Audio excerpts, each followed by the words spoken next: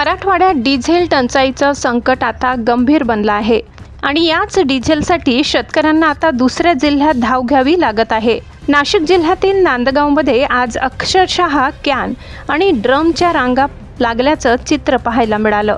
राज्यात सुरू असलेल्या इंधन टंचाईचा सर्वाधिक फटका मराठवाड्यातील शेतकऱ्यांना बसताना दिसत आहे।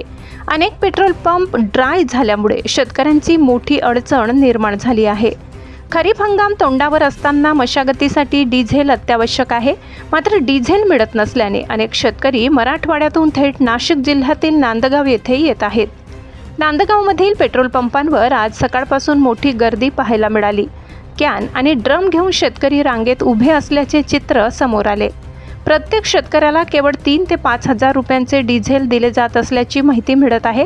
डिझेल मिळवण्यासाठी अनेक शेतकरी तासनतास उन्हात विना अन्न पाण्याचे थांबले होते।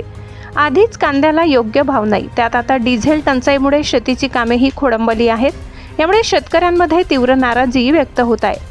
खरीपाच्या मशागतीसाठी तरी सरकारने डिझेल उपलब्ध करून द्यावं असे आवाहन शेतकरी सचिन निकम यांनी केलं। दरम्यान सरकारने तातडीने डिझेल पुरवठा सुरळीत करावा अशी मागणी शेतकऱ्यांकडून होत आहे। तुमच्या भागातही अशी डिझेल टंचाई आहे का? कमेंट करून नक्की सांगा आणि अशाच महत्त्वाच्या स्थानिक अपडेट्ससाठी चॅनलला सबस्क्राईब करा। आम्ही वैजापूर तालुक्यातून आलो, चिकटगाववरनं।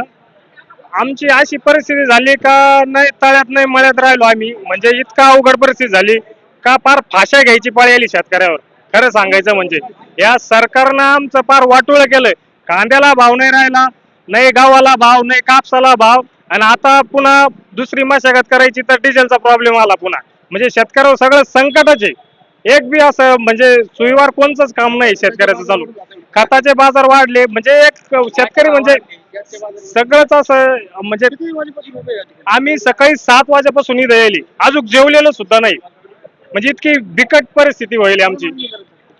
आम्ही सरकारला एवढंच आहे का 15 दिवस तुम्ही खुलं करून द्यायला पाहिजे। शेतकऱ्याची मशागतीचे काम आहे, हे पेरणी झालं, नांगरटी झाले, रोट्या झाला, हे सगळं शेतीचं म्हणजे सगळं डिझेलवरच अवलंबून आहे। हे जर डिझेलच नाही भेटलं तर शेतकरी पुढलं पीक उभं कसं करणार? मी वैजापूर तालुका चिकटगाव येथून आलोय। इथं डिझेलसाठी आलोय 40 किलोमीटर इथून। तर आमच्या जे शेतीला मशागतीसाठी जे डिझेल लागतंय ते डिझेल आम्हाला पुरत नाही। आणि आमच्या ज्या लोणी असेल, पारळ्या असेल, खंडाळ्या असेल, तिथं आम्हाला ब्लॅक नाही देत आहे। ते म्हणताय डिझेल घ्या, ऑइल घ्या, डिझेल घ्या, देतो, ऑइल घ्या, डिझेल देतो, पण ऑइल घेऊन पण डिझेल देत नाही।